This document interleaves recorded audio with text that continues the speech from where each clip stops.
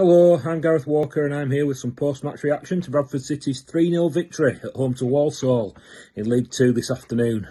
I thought we were absolutely fantastic today. We spoke after the Grimsby game about how it was probably the performance of the season. Well, I thought today was right up there, if not better. We put a Walsall side, or dominated a Walsall side really, who'd won 9 in a row, which was a club record. I think they were 14 unbeaten. And they've come to our place and they were second best against us.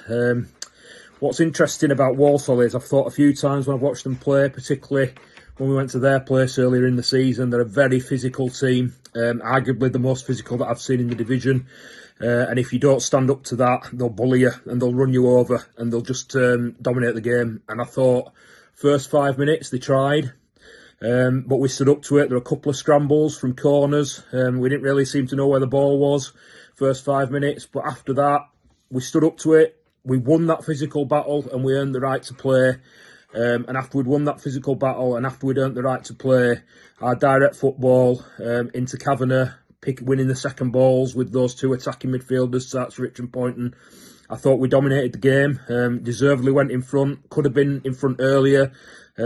Keeper's made a couple of good saves from Brad Halliday. One of them he's tipped onto the post, in the same move, the same sort of scramble in the box.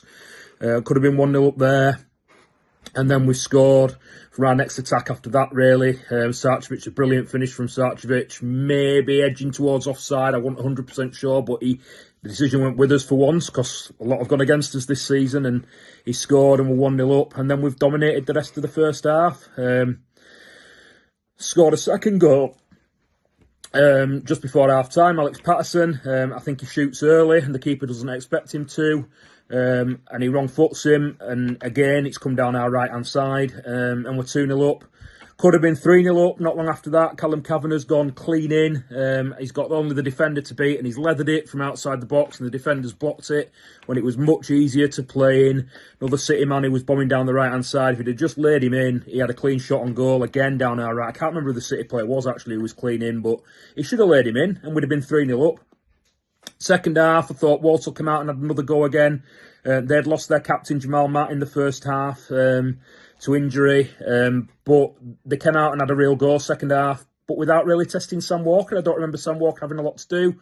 Alex Patterson scored a brilliant third goal where he's burst away in the midfield, got in behind the Walsall defence, and they were just not going to catch him, and it's a fantastic finish to put us 3-0 up. The only chance I really remember Walsall having in the game was the penalty. To me, it is a penalty. It's a foul by Jack Shepherd and Sam Walker stood up and made the save. And that's the only chance I remember him having, really, in the whole game. I don't remember him doing much other than that scramble early doors in the box the first half. And obviously Sam Walker's pulled the penalty save off. And we thoroughly deserved to win that game 3-0. We made top of the league, like I say, 9 wins in a row. We made them look really, really ordinary.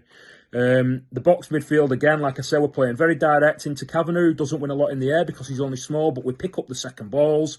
Sarchevich and Poynton, Patterson bursting from midfield. I thought those three and Smallwood were absolutely fantastic today. We've got Lewis Richards and Brad Halliday playing really well. The defence looks solid, and Kavanagh's just running his lungs off every single game at the moment, and thoroughly deserves his place up front, and that's why Michael Mellon's having to wait.